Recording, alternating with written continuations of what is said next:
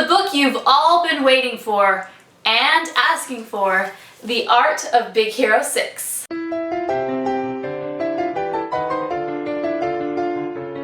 So Big Hero 6 is Walt Disney Animation Studios' first comic book movie. Ooh. It's a really, really cool concept and premise, and I'm really excited that Disney got to take it on. 2 years ago with Wreck-It Ralph, Disney did something completely different. They went to the world of video games.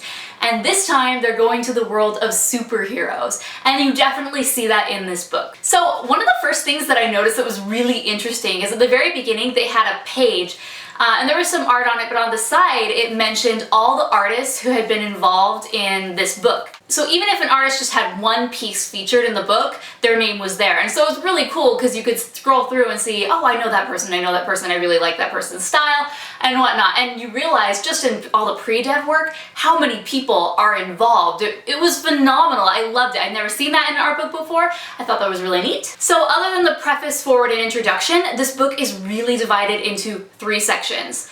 The world, the characters, and the cinematography. And I think that's really interesting because normally you space it out a little bit more, and sometimes they go very chronologically. And one thing I will say with this book is no spoilers. I kind of know what happens in the story of Big Hero 6, no spoilers. And so I wasn't afraid to read this book before seeing the movie. That being said, I knew the general plot. There were still a lot of surprises in here, which I'm excited to see in action in the movie, but regarding like how it ends and any like big twists or whatever, like no. Don't even worry about it because it's not in there. I think Disney did a really good job because with art books you can get spoiled and it is a little bit disappointing, and sometimes people get these books and they're like, yay! Oh wait, I can't read it because I actually want to enjoy the movie. So don't worry, you will be able to enjoy the movie, you will be able to see this, but if you're one of those people who's avoiding every single spoiler ever, like no trailers, no new clips, then yeah, you might want to just avoid this. So the preface is by John Lasseter, obviously, and he came onto Disney in 2006 when Pixar was acquired by Disney, and so he was talking about how even back then he saw so much potential in the directors, Chris Williams and Don Hall, and so how when he had this idea for this movie that he picked them, and he was basically said, hey, we own Marvel now, go look and find something that we can make a Disney animation movie from. And Don Hall, who's a big comic book nut, was like, yes, this is awesome. So it's really cool to see the director, not saying directors aren't passionate about their work, but you know, it's like Star Wars. Everyone wants to work on Star Wars, but not everyone's gonna get it, you know? Same thing with superhero movies or comic book movies. Everyone loves those, and you're just might not be in the stars for you to work on one. So moving on, we get the foreword by Chris Williams and Don Hall. They continue to talk about the development of the movie and how they're working together. And then there's just an introduction into the world of Big Hero 6 and kind of like the beginning parts of the movie. One thing I really liked about this movie, they talk about a lot in the book, is how they wanted to create a very different design aesthetic. The original comic was Japanese, and so you could go very Japanese anime with it, and then it's comic book, so you could have a very comic book styling with it. Then it's a superhero movie at the exact same time, so that's its own can of worms. And they didn't necessarily want to copy it. They didn't want this to look like Disney's Japanese anime movie. They wanted to make it its own. So they took references and inspiration from those ideas and blended it all together and made it its own film, which is really exciting. So that's one thing they wanted, is when you see this movie to realize, I've never seen something like this before. And definitely looking at the art, that is something that I believe to be true. In Big Hero 6, the original comic was set in Tokyo, but in this movie they wanted to set the film in its own world, its own sort of universe, as you will.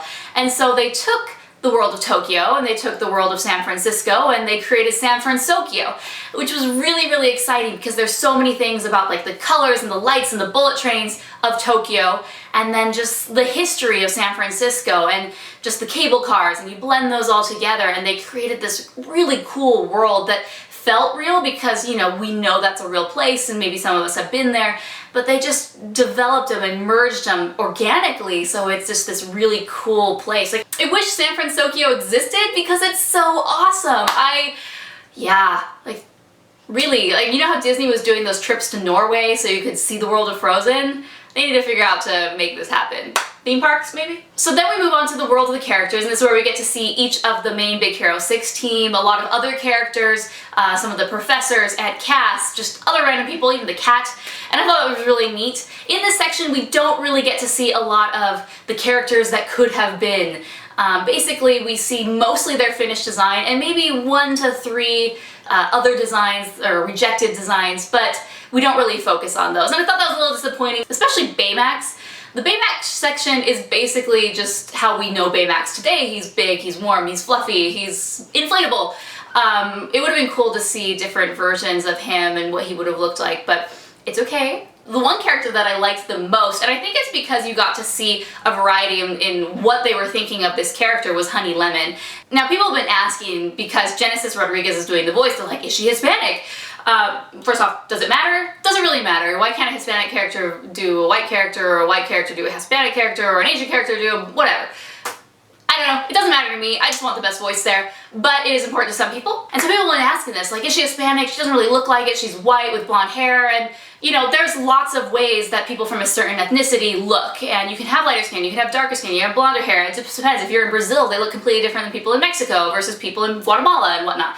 And so, I don't know, it doesn't really bother me, but what I really liked is in the Honey Lemon section that they really go into developing it. Sometimes she has darker skin, she's a brunette, other times she's this really quirky, like, almost Japanese looking girl with like blonde pigtails, and I kind of wish they would have just like really pushed the drama with her character. Like, I like the way she looks now. She's really nerdy and subdued and ridiculously tall, which is so awesome. But looking at those characters, I'm like, wow, that's very superhero to me. That's very out there. It's very over the top. And I thought it would be really cool to have a character like that, but I haven't seen the movie yet, and I am really happy with her design. But I was really captivated by those pages, so definitely check it out. And lastly, we talk about the cinematography.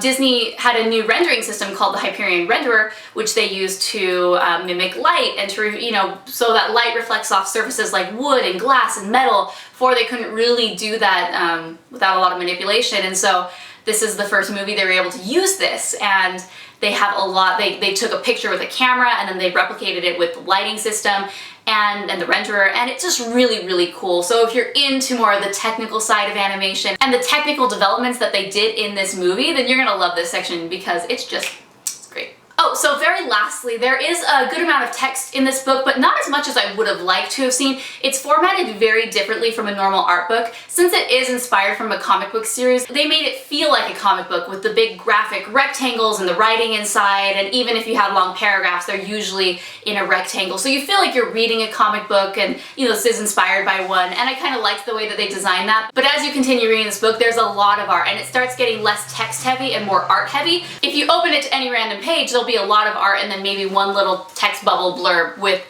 quotes from people in the film, whether they're pre-dev, whether they're director, whether they're anyone. It's really cool because you get these little sound bites from people involved in the film rather than the writer transposing that and turning it into the story narrative. So there is a little of that, but I kind of actually, at first I was like, I don't like this, no.